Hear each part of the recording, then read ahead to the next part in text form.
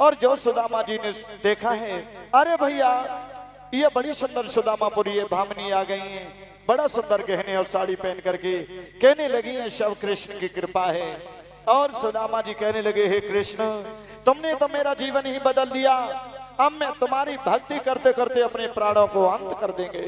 मेरे बंधुओं, भगवान का भजन करते करते सुदामा जी ने अपने प्राणों को त्याग कर दिया है। बोलिए भक्त वत्सल भगवान की जय जय श्री राधे श्याम।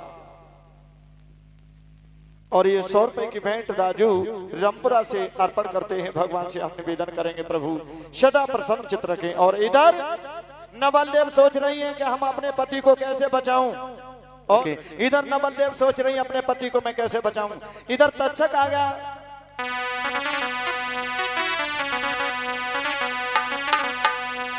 अरे सोच नवलदेव अपने मन में पिया को कहा लिए डुबका,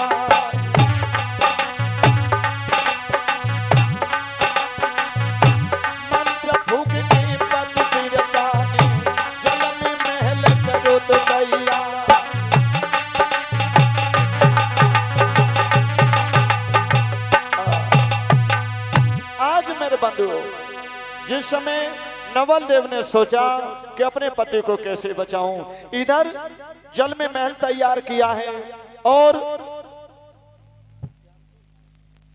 संतोष कुमार बादरपुर से ये भेंट अर्पण करते हैं। भगवान से हम निवेदन करेंगे सदा प्रसन्न चित्त रखें। इधर मेरे बंधुओं तक्षक आ गया, बड़ा सुंदर फूल बन गया है और परीक्षित ने फूल को उठा लिया और जैसे ही पॉकेट में रखा और सो गए महलों में। परीक्षित महाराज खड़े हो जाए, इधर फूल ले दो इनको, परीक्षित फूल ले लो। इधर जैसे ही फूल जो है परीक्षित महाराज ने जैसे ही सूंघा है और तक्षक फूल से नाग बन गया और परीक्षित के नाक में डस लेता है।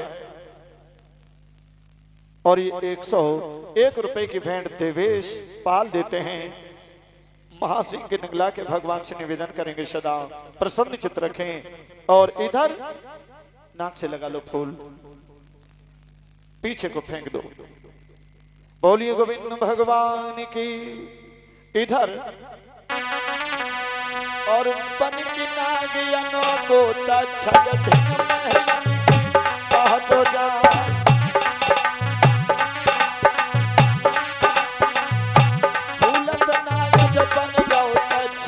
और छाती पे बैठ जाओ जाए और चोरी देखी जब तो उनकी दिल में सोच सोच रह जाए और हुक्म पिता को कैसे डालूं जिया लहर लहर लहरा।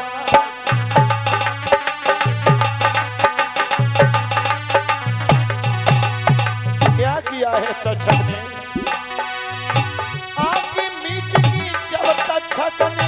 राजा लाओ तो नाम में था हमारी आज हुई की मिट्टियां जो कहीं सोरन लिखी समार।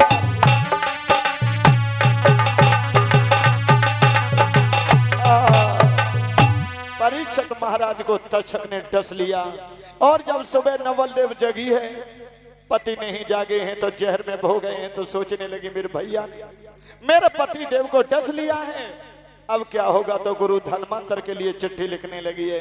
गुरु धनवंतर मेरे पिया के बदन से जहर खींच लो, मेरे पिया को मेरे भैया तक्षक ने डस लिया है। और नवलदेव रो रही है, चिट्ठी लिखती जा रही है, कैसे। मामा प्राणपति जागे नहीं, आज कौन निदिया सोई गए, क्यों का पिला छाई पिया सो जहर में क्या खोए गए। छाती फटती है रोज सुने सब तन गाँव मुरझाई की, किस बात से वर्णन करूं दुख से रही घबराई की। रो रही है। इधर गुरु धनवंतर के लिए खत भेजा है, तो गुरु धनवंतर खत बाचत खिन फौरन ही चल दिए हैं। और क्या हुआ है? और ये रूपेंद्र साग तिरछी वाले 51 रुपए की भेंट दे रहे हैं। धन मंतर खत बाचत खिन के फौरन ही चल दिए।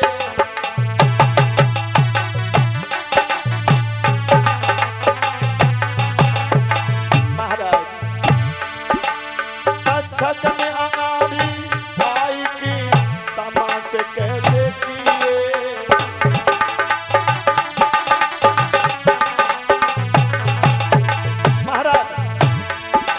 महाराज खेल जन अद्भुत ही खेला और धीरे धीरे आज वरे जन कैसो ओरे धन्य धन्य भगवान कला ओरे धन्य धन्य भगवान कला।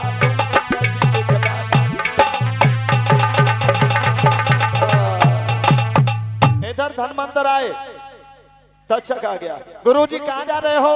मैं परिषद को जिंदा करने के लिए जा रहा हूं। उन्हें तक्षक ने डसा है। तक्षक कहने लगा गुरुजी जिस परिषद को जिस नाग ने डसा है वो इतना जहरीला नाग है, सामने बरगद का वृक्ष खड़ा से जला करके राख कर देगा।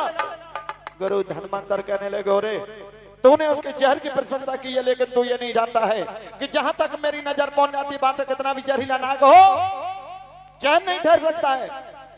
तक्षक कहने लगा गुरुजी बहस न करो, मैं ही तक्षक हूं। तू है तक्षक? हाँ, तो मैं तेरे जहर को न चढ़ दूंगा। तक्षक कहने लगा गुरुजी बाजी लग जाए, काल बजाने से कुछ नहीं होगा। तो देखिए बाजी लगा रहा। तक्षक क्या कह रहा है? हम तान ठोकते जाते हैं और तुम काल बजाते जाते हो।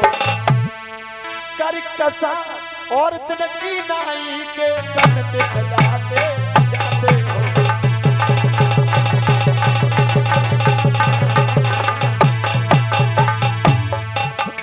ओ बाबा ओ बाबा ओ बाबा। आज मेरे बंधु बाजी लगी है, और जिस समय बाजी लगी है तो तक्षक ने कहा कि गुरुजी बाजी लग जाए। तो इधर तक्षक ने फुसकार मारी, बरगद का वृक्ष जल करके राग हो गया और गुरु धनवंतर की नजरों से वो हरा भरा हो गया। इधर मेरे बंधु तक्षक ने चालबाजी से गुरुजी को डस लिया पीठ में। तक्षक ने गुरुजी को, क्योंकि पीठ पे नजर नहीं जाती है, एकदम से कहने लगा हाँ गुरुजी मुझे तक्षक ने डस लिया है, मुझे जमीन में गाड़ दो और मेरे ऊपर ढाक बजाओ। अच्छा हाँ, मुझे जमीन में गाड़ दो। ठीक है, ब्रिज से उठा लो, गुरु को जमीन में गाड़ लो। चलो। और गुरुजी को जमीन में गाड़ा है और ढाक बजाने लगे चेला लोग। कैसे ढाक बजा रहे हैं? ए ठंडी ठंडी प्यारी चले पुरबाए झोंके जैसे चैनन पानी हो। लहर लहर होए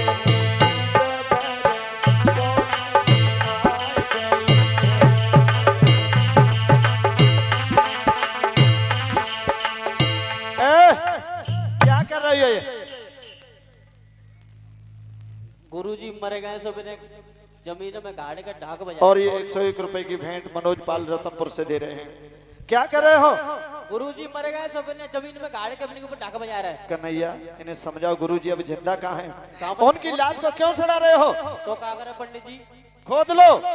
उखाड़ ले? हाँ ठीक है, उखाड़ ले गुरुजी। गुरुजी की लाश को उखाड़ लिया। अब गुरु धनवंतर कहने लगे अब हम नहीं बचेंगे, तुम इसलिए ऐसा करो, ऐसा करो हमारे मांस को काट काट करके खा जाओ, हंडियों में चढ़ा करके। अब सही है, गुरुजी काट लो। चलो।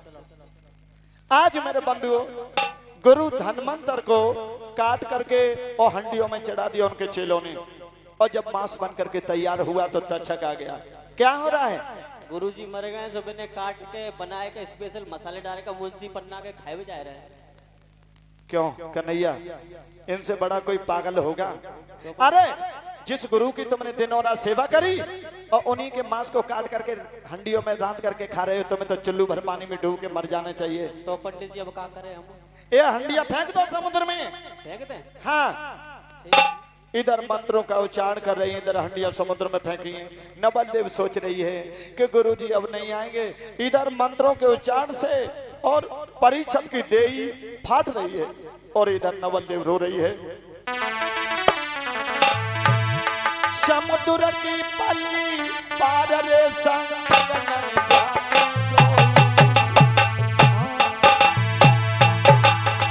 समुद्र के पल्ली पार संग नहीं कोई ले नंदन जोना नवल देव कोई।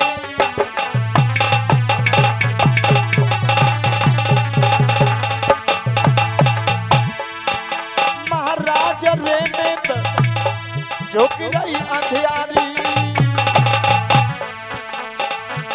महाराज रेने झुक रही अंधियारी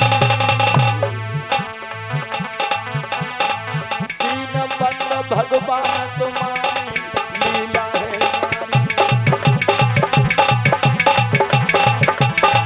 आज देखिए परीक्षित का मोक्ष होने के लिए जा रहा है।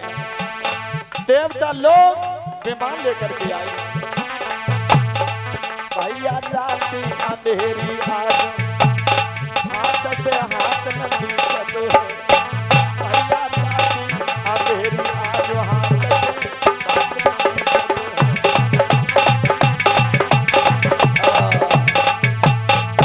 इधर मेरे बंधु नवल देव रो रही है और इधर वेद मंत्रों के उच्चारण से सर्वे धर्मान परतुज्यम मामे कम शरणम वज्रहा अयम तो सर्व पापेभ्यो मोक्षयिष्यामि मा शुचा।